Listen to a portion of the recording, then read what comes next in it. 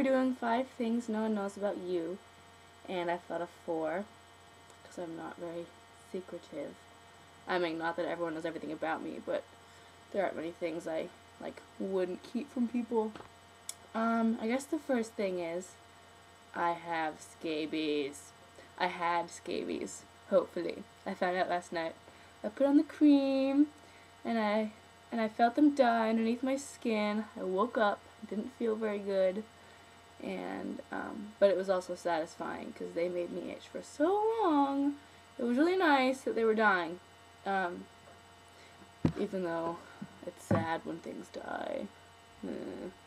The second thing is, when I was little, I really wanted a horse. Really, really bad.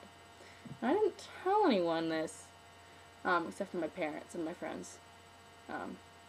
Like I said, don't tell people this, it's not very important.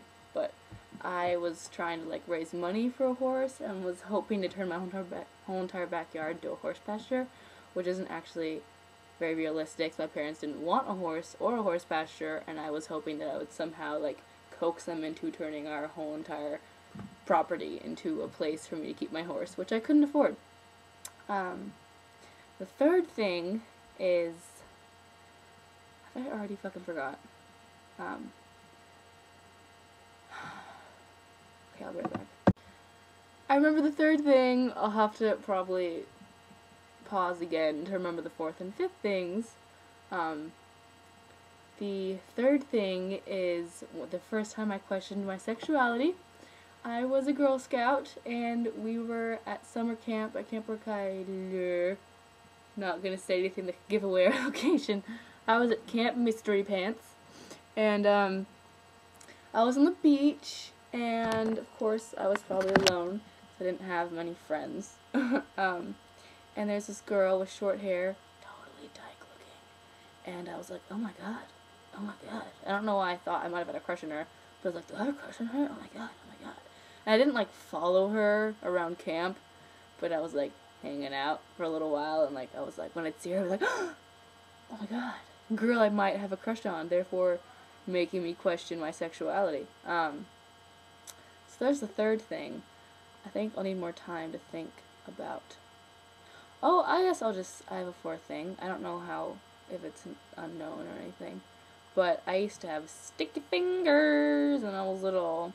And I have kind of a funny story that a girl in my class would recognize when I was hanging out at her house and I crammed a bunch of toys in my pants, because I had those little, when you were little girls back in the late 90s, had shirts that had not a dress coming off of it, but little skirt ruffles that kind of was like a skirt but not quite. I had that, so I thought if I crammed it in my pants you could be able to see the bulge, and it was totally obvious, totally evident.